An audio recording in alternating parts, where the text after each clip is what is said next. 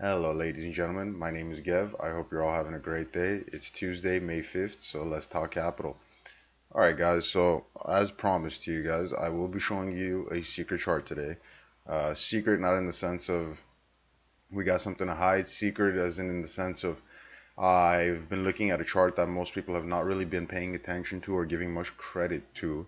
That is the reason why I'm so bearish on the market right now, because this chart basically provides a clear picture to us as to how the financials of the market are functioning at the current moment. Okay, but before we jump into that, real quick, let's just discuss the S&P 500 and how we're looking as of right now. So, as you guys can remember from last week, we had a weekly close. Oops, that's not what I was trying to do. We had a weekly close rejecting this level, this channel that we were been talking about, right? We had a weekly close rejecting the channel, pretty much giving us an indication that price action will continue to move lower this week. And as of now, we have not really seen that, but it looks like we're finally starting to see that. We might possibly be putting in the right shoulder of a head and shoulders pattern, something like this. Okay, it's not very clear yet, but like I said, I will be looking to enter shorts in all of this areas as I have, and my exits will be 27.40 to 27.30. Now, if we bounce off that level and come up higher, might be looking for more entries, but as of now, I'm looking to get out there because we are again above the 50 moving average on the daily. Okay, so we don't want to take any chances and hit some home run plays. We just want to make some money and get out, right? Okay, that's basically where the S&P sits as of right now. We do have some more unemployment news coming in this week, so we will be probably looking to move sharply here. Now, one thing, guys, I've been saying this. I've been a little more neutral lately for this reason, is because I have a feeling that the S&P 500 just really wants to move up here and touch the daily 200 moving average. Okay, the thing with markets is when they get a massive rejection sell-off like this, they usually want to trend back to the average, which is the 200 moving average, and then continue to move lower. Okay, now I know we almost got there. We barely missed it, but honestly, it would be very clean setup for us to pull up here and get a massive rejection, something like a weekly candle like this, coming off of the daily 200 moving average, along with this area of rejection with the dark cloud cover. So, with that being said, let me show you guys the chart that I've been making you guys wait for. So, this is the S&P 500 financial sector. Okay, basically same thing as the S&P 500, except this represents the financial sector. Okay, this chart is very telling, guys. Before I show you why I've marked off these two tops, let's just run through it real quick. So in 2012, 11, 12, just like we had in the S&P 500, we had a small dip over here, right? We had a dip and then a rally going into the election, and pretty much once Trump got elected, sent us all the way up here, right, to the top in January 2018. So we set a top in January 2018, and I'm going to show you guys a side-by-side comparison of this and the regular S&P 500 to show you guys why this chart matters so much. Okay, so we set a top in 2018, and we trended down, we recovered, and then we had the December crash of 18, just like the S&P 500, right? And then from there, it's been nothing but a rally to the top of 2020 and the crash currently where we sit today. Okay, so just by general trend, we're basically there, right? Now, bear with me a minute as I set this up so you guys can see this side by side, why this chart is so telling and is so important. Okay, so let's put that there. Let's open that up. Let's bring this guy back. All right. So I'm gonna put this on weekly for us too, so we can get a clear picture of what is going on. Okay, so just like we had the rally, right? So we had a rally and we had a top in January 2018. January 2018, we had a top right here, right? Okay, right here. I'm sorry, guys, I keep doing this. This is the only way I know how to do this, switching back and forth. We had another top here, January 2018. So top in 2018 on the S&P 500 over here, and a top in the S&P 500 financials in the 18 over here, right? Okay, so what happened immediately afterwards? We trended down, okay, to the 50 moving average on the weekly, and we bounced back to set a new all-time high, right? What happened here? We trended down to the 50 moving average and we bounced back, did not set a new all-time high. Okay, we set a new all-time high here and crashed down to the moving average on the weekly, the 200, and then had a massive bounce, reaction rally, right? Remember, we never set a new all-time high here. However, we did experience the same crash to the moving average on the 200, the weekly, and then we had a massive rally, right? Our massive rally here set a 15% higher top than here. Okay, that's pretty solid rally. Okay, to go on a rally this big and break two previous all-time highs and set one 15% higher, that's an impressive move. Okay, the financial sector did not follow that, guys. This is the key thing to understand here. The financial sector of the economy did not believe in this rally. That's a hardcore statement to make. That's a hardcore statement to get behind. That's a hardcore thing to understand, because for you to understand that, you got to take into account that the financial sector is what runs the country, runs the world, right? They do not believe in this rally. Okay, this rally to them was not a reality. They did not partake. Okay, the S&P 500 sector double topped on the weekly. Okay, and it looks even worse on the monthly. Check that out. That is, remember, was the last video we were talking about M for murder? This is the worst case of M for murder. I mean, look at it. It literally just put up an M and died right on the chart, right? It does not look good. Okay, weekly chart again here. This is the reason why this is a secret. The reason why this is so telling is because the financial sector just didn't participate. This is when I saw this chart, and now I have not been looking at this chart for months, years. No, I saw this chart 2 weeks ago, a week ago max, and I've been trying to find the ticker name and this that so I can get it up and show you guys. And I've been studying it, guys. These are all the banks. These are all the financial institutions in the world right here, represented in the S&P 500 financials.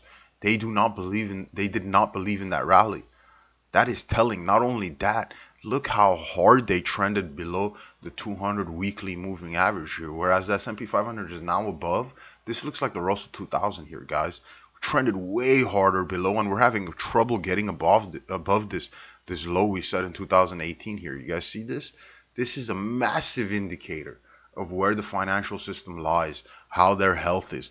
The financial system is not healthy, guys. It's obvious right here. This is in an enormous level of information to get right now. This, for us to be able to see this almost, I don't want to say guarantees, because guarantees is a very tough word to use in stocks and trading and all that, because nothing is guaranteed. Honestly, in life, nothing is guaranteed. You guys all should know that, right? But this almost guarantees us we're going into a recession. I mean, the financial sector is basically already in recession. If we take this, it crashed 43%. So the S&P 500 crashed 35%, and this crashed 43%.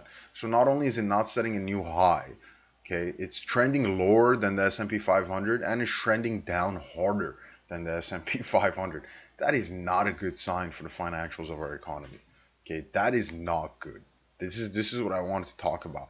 Going back to the bad news having good impact and everything, this is what I mean, guys. So when you see the S&P 500 rallying, okay, and this is what I tell you guys, all of this is no man's land. All of this is no man's land. You want to enter up here, or for a long, and down here for a short, you know? Or if you're a hard believer, you enter here on the trend line for long, right?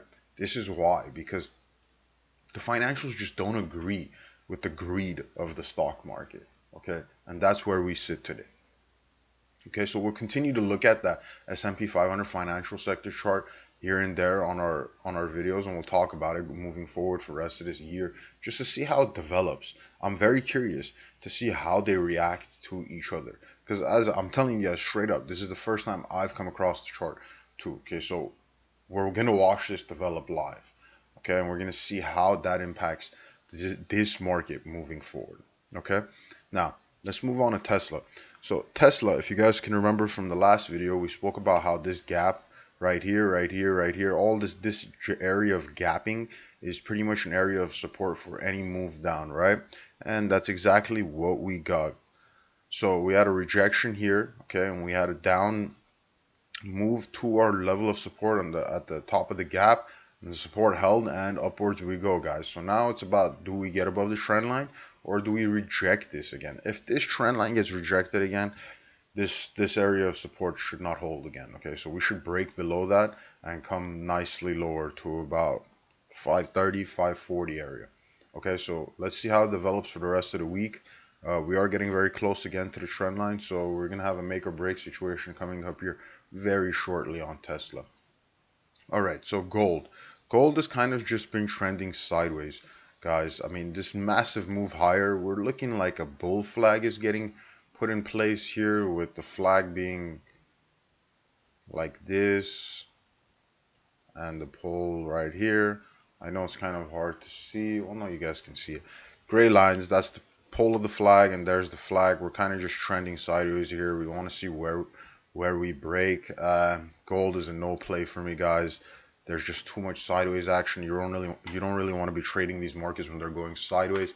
You want to be trading these markets when they're in a very defined uptrend or downtrend. That is your best case for making money. But as far as the price goes, we're still above 1700, which is a very strong sign for gold, especially after how the weekly closes have been coming.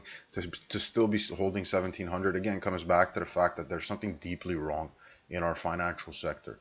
Okay, and to close it off, guys, oil has been rallying very nicely. We discussed on Friday how, if not how, but we discussed how, where was our level of resistance? Our level of resistance was $20. Yes, finally, $20. So our level of resistance was $20. We broke above that, right, with the daily candle close. And, well, you break it, you're going to move to the next level, right? And our next level is about $28, and we almost reached that. We haven't yet, and I want to show you guys on the weekly here. Basically, our level of resistance is coming up. I did highlight them in other videos, but let's go ahead and do that again here. We are basically there, guys. So these are our level of resistance moving forward. As you guys can see, we had a little time spent there in that channel, and then a massive bounce and a rally off of that right there, meaning we are at our first level of resistance, and this is the channel of resistance, right? This horizontal channel going from $26 to $33. Okay, so now we want to see how we react up here. Do we break above, or do we reject and continue our movement in a bigger channel, which I've been telling you guys is going to be something like this for years before we get a breakout? Okay, just to see. Oh, one other thing about oil, good thing I just remembered this. Shell actually said in their very recent, I think it was this week or late last week, they had an investor meeting, and pretty much openly they told their investors that they have no idea when demand for oil can return to normal, or even if it will return to normal. Now, when you have companies using words like this and saying stuff like that, it doesn't go well for the industry, right? They know a little bit more than we do, okay? And if they're telling us that they don't know when or even if demand will ever return to normal, then there's something to keep an eye out for, okay? Speaking for myself, guys, I don't know if I've said this on our videos. We've talked about this before, but the gas station on top of my street, that I've been living here for 11 years, the gas station on top of my street is now closing at 8 p.m. at night. Okay, just think about that for a second. Number one, how many gas stations have you ever driven by in a suburban community, or like LA, or where in a very populated area, not rural? Okay, how many gas stations have you driven by and they've been closed? Because for me, I honestly cannot remember the last time I drove by a gas station in Los Angeles at any time of day, on any day realistically, and it was closed. Can I have that happening at the top of my street here? This guy closes at 8 p.m. and goes home because there just isn't customers. Okay, number one. Number two, gas prices have finally come down. I actually pumped 298 in Cali 2 days ago. Surprised even me. And that we're talking about premium. We're not talking about 90, was it 96, 80? No, I'm sorry. 86, 89, no, 91. I pumped 91 for 298 about 2 days ago.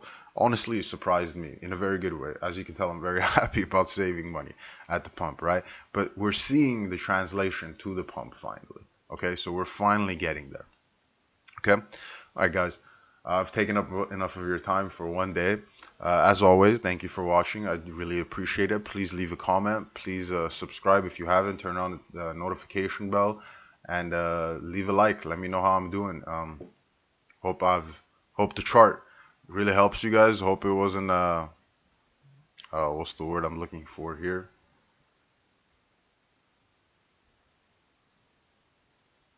Well, I forgot. Well, hopefully, oh, there you go. Hopefully, it wasn't a disappointment. Hopefully, it was a real eye-opening secret chart for you guys. Keep an eye on it, see how it develops, and I'll see you guys in the next video. Thank you for watching.